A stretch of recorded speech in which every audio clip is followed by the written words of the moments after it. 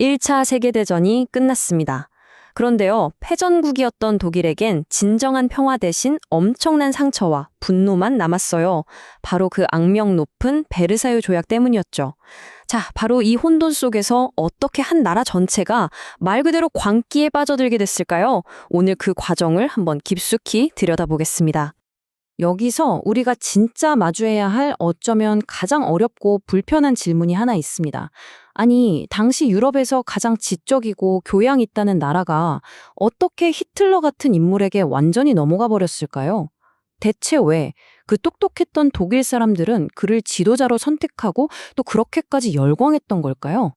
정말 상상하기 힘든 충격적인 선택이었죠. 도대체 그 뒤에는 어떤 일들이 있었던 걸까요? 어떤 사회적인 분위기, 또 어떤 사람들의 심리가 작용했던 건지 지금부터 그 과정을 한번 차근차근 따라가 보시죠. 여러분, 나치즘은요, 어느 날 갑자기 하늘에서 뚝 떨어진 그런 괴물이 아니었어요. 비유하자면 한 나라 전체를 뒤덮은 깊은 절망이라는 땅에서 자라난 아주 지독한 독버섯 같은 거였죠. 그러니까 이 배경을 이해해야 하는 게 정말 정말 중요합니다. 모든 건 바로 여기서 시작됐거든요. 히틀러가 권력을 잡는 데는 아주 비옥한 토양이 있었던 셈인데 그게 바로 이 세 가지 절망의 씨앗이었습니다.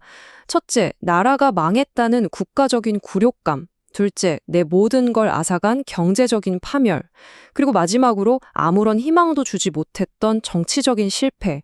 네, 이 세 가지가 바로 모든 비극의 출발점이었습니다. 자, 첫 번째 씨앗부터 볼까요? 바로 국가적 굴욕입니다. 베르사유 조약.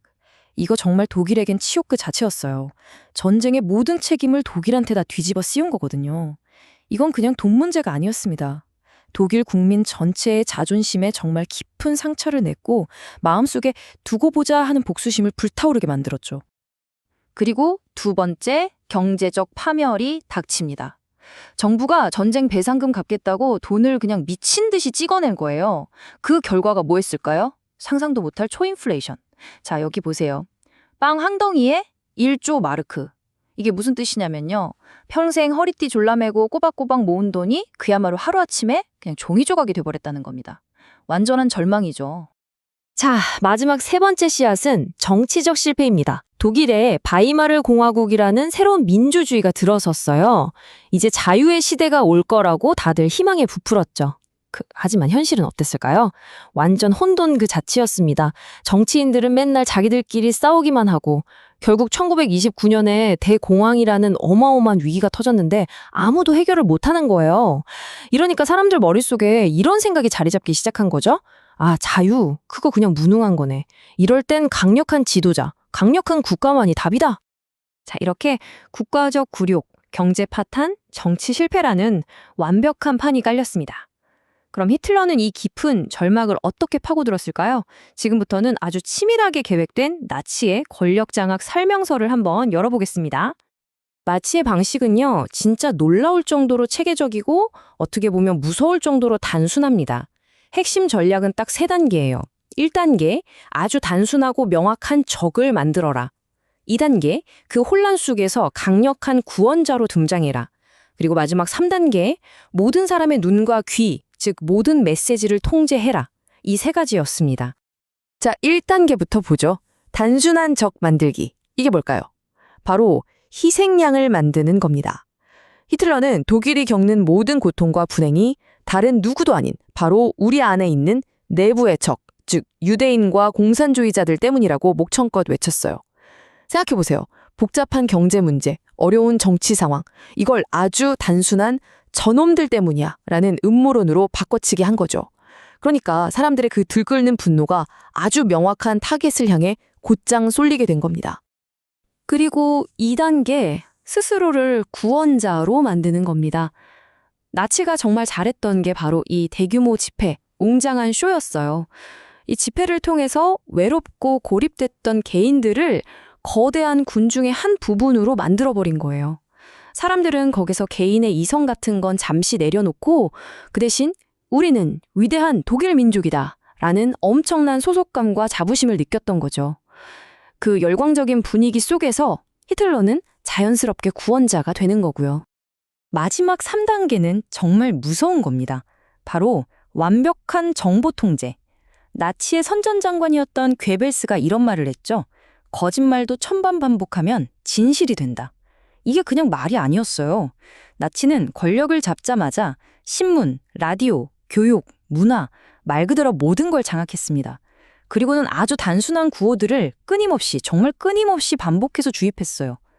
결국 사람들은 다른 목소리를 들을 기회 자체가 아예 사라져버렸고 나치가 떠드는 선전만이 유일한 진실이 되어버린 겁니다. 자, 독일 국민들은 경제 안정과 국가적 자부심이라는 달콤한 약속을 믿고 자신들의 자유와 이성을 기꺼이 내줬습니다. 그 대가는 과연 무엇이었을까요? 이제 그 끔찍한 청구서를 확인해 볼 시간입니다. 이 타임라인을 한번 보세요. 모든 게 얼마나 순식간에 끔찍하게 무너져 내렸는지가 보입니다. 히틀러가 권력을 잡자마자 약속 지킨다면서 바로 재무장을 시작했고 얼마 안 가 2차 세계대전을 일으켰죠. 결국 강력한 지도자에게 모든 걸 맡긴 결과는 뭐였나요? 인류 역사상 최악의 범죄로 기록된 홀로코스트, 그리고 독일이라는 나라 전체의 완전한 파멸이었습니다. 자, 지금까지 나치 독일의 이야기를 쭉 따라와 봤는데요. 이건 그냥 옛날에 이런 끔찍한 일이 있었대 하고 끝날 얘기가 절대 아닙니다. 여기엔 시대를 뛰어넘어서 오늘에 사는 우리 모두에게 보내는 아주 중요한 경고가 담겨 있거든요. 마치 끔찍한 요리를 만드는 레시피 같죠? 핵심 재료는 딱 이 세 가지입니다. 첫째, 모든 희망을 잃고 굴욕감에 빠진 사람들. 둘째, 그 사람들의 분노를 한 곳으로 모을 수 있는 명확한 희생양. 그리고 마지막으로 다른 생각을 못하게 모든 정보를 완벽하게 통제하는 것. 역사는 우리에게 경고합니다. 이 세 가지 재료가 한데 섞일 때 우리처럼 평범한 사람들도 얼마든지 끔찍한 광기에 동참할 수 있다는 걸요. 자, 이 모든 이야기는 결국 우리에게 마지막 질문 하나를 던집니다. 절망에 빠진 사람들, 미워할 대상을 만들어내는 것, 그리고 한쪽으로 쏠린 정보, 이 위험한 조합, 과연 오늘날의 우리는, 그리고 나는 여기서 정말 자유롭다고 자신할 수 있을까요? 이건 우리 모두가 한 번쯤 깊이 생각해봐야 할 문제입니다.